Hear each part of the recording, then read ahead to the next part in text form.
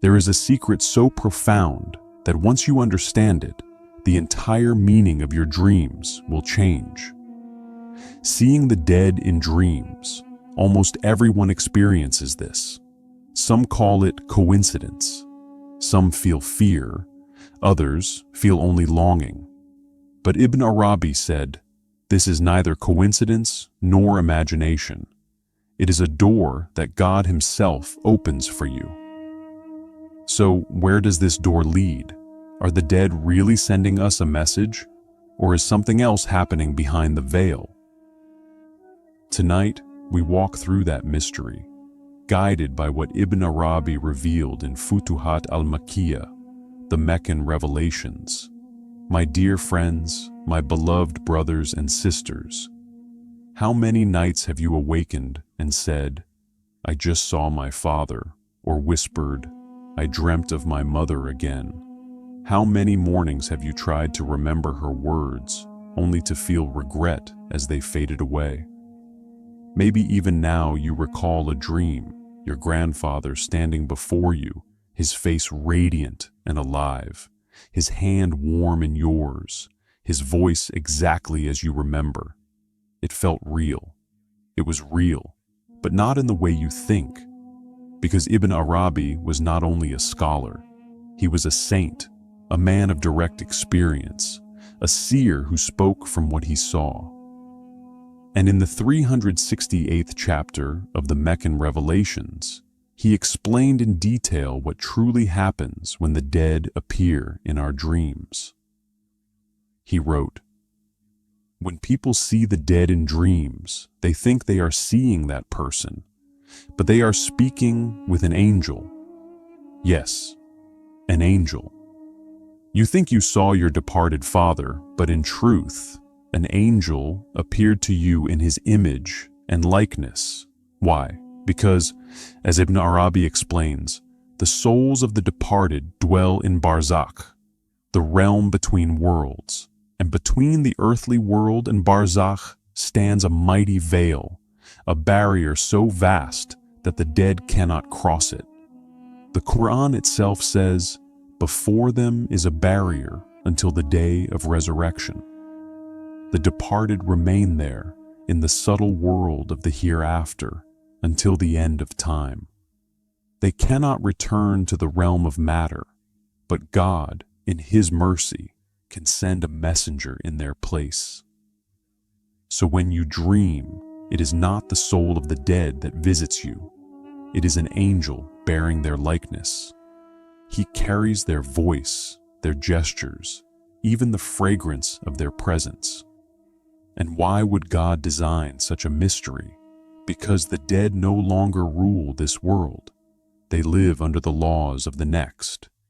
If their true form were to appear before you, you could not bear it.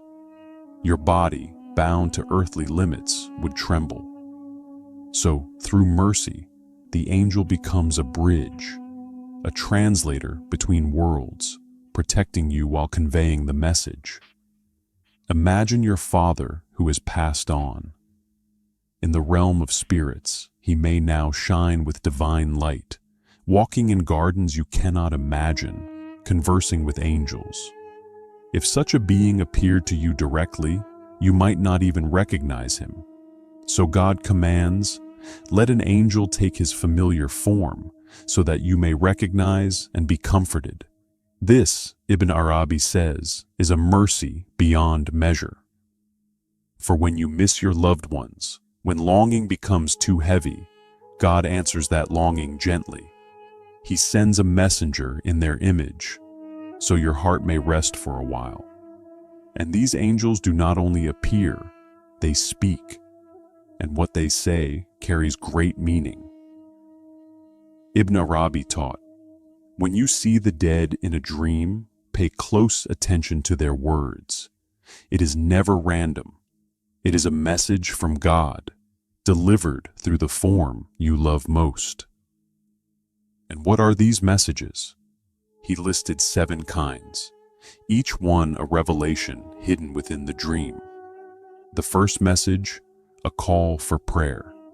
If you dream of someone who has passed away and they look troubled, or ask you to pray for them. Know that their soul, in the realm of Barzakh, is seeking your help. Ibn Arabi said, "When you see such a dream, do not delay. Pray for them immediately. Give charity in their name. Recite the Quran and gift them the reward. Because in that moment, your prayer becomes a bridge, a light that reaches them beyond the veil." The second message, good news. If the one you love appears radiant, smiling, dressed in light and peace, it is God showing you their well-being. Ibn Arabi said, "Be grateful, for this is their way of telling you, I am in mercy, I am at peace." And when they pray for you, say Ameen with all your heart. The third message, a warning. Sometimes the departed come not to comfort, but to caution. They might tell you, "Do not go there," or "Be careful." Ibn Arabi said these are divine alerts. The souls in Barzakh perceive what you cannot, and through angels they warn you. The fourth message, reconciliation. If you dream of a deceased loved one saying, "Forgive me," or if you find yourself asking their forgiveness, know that the time for peace has come. Ibn Arabi said, "When you wake, pray immediately. O Lord, clear the rights between us. Forgive me and forgive them." That prayer cleans the space between two worlds. The fifth message, farewell. Sometimes the dead appear silent. They embrace you, gaze deeply into your eyes, and say nothing. Ibn Arabi said, "This is a farewell, a test for your heart, a preparation for something you must soon release." It means, be ready. You may be asked to let go again. The sixth message, guidance. When the departed hand you a book, show you a place, or point you toward something, Ibn Arabi said, such dreams are related to knowledge. They call you toward wisdom, worship, and right action. And the seventh, the spiritual visit. Sometimes they don't speak at all. They simply appear, silent, serene, watching. Ibn Arabi said, "This is not a dream of words, but a visitation of presence." The angels, with God's permission, bring their form to you as a moment of divine nearness. But there is something more Ibn Arabi revealed, something subtle yet vital. The time of the dream matters. He wrote, "The truest dreams come in the hours before dawn. For at that time, the devils have no power, and the angels rule the night." Dreams before morning, he said, carry truth. Dreams in the deep of night are often mixed and clouded because the ego is restless and the whisperers are awake. And the dreams seen on Friday nights, these are special. For that night, angels descend in great numbers, and divine mercy fills the air. Take heed of your Friday dreams, Ibn Arabi wrote. They are blessed. So too are the dreams seen on sacred nights, Laylat al-Qadr, the night of power, the nights of Raghaib and Miraj.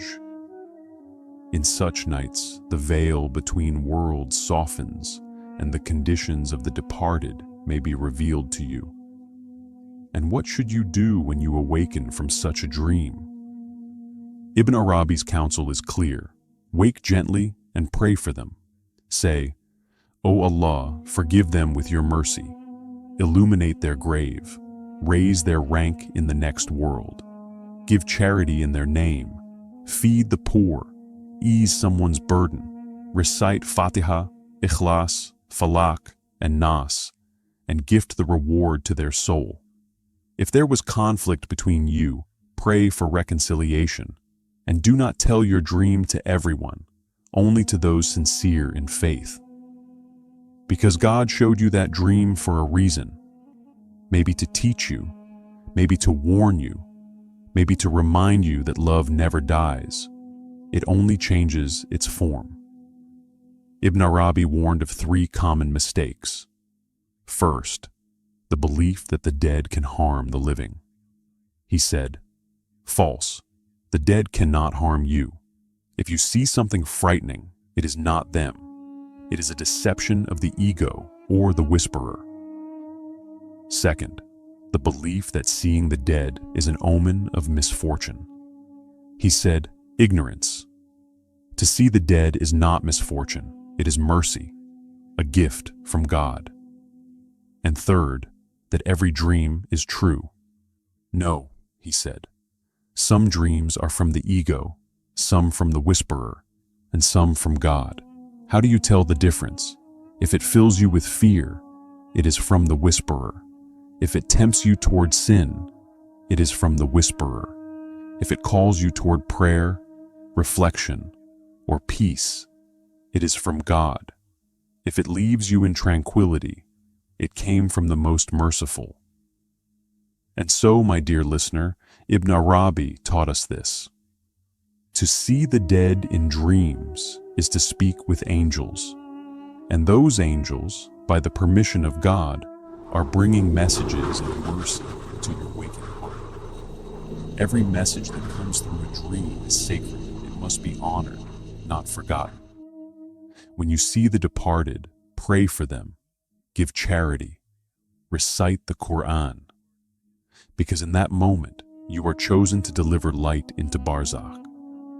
The truest dreams, Ibn Arabi said, are those seen just before dawn, when the devils fall silent and the angels rule the horizon. To see the dead is not misfortune. It is a mercy, a gift from the one who lets hearts meet beyond time. And remember Ibn Arabi's golden saying, "A dream is a letter from the unseen. Whoever reads it with the heart finds truth. Whoever ignores it loses the message." So tonight, before you sleep, whisper this prayer. "O Allah, show me true dreams, forgive our departed ones, allow reconciliation between them and us, and gather us all together in your paradise. Ameen." If this message reached you, share it. For there is someone out there who misses a loved one tonight and needs to know that God still lets hearts speak across worlds. Write in the comments, "Allah have mercy on them," because even one prayer from you can become light in someone's grave. Stay close, my friends. I'll see you in the next video, and may peace rest upon your sleep.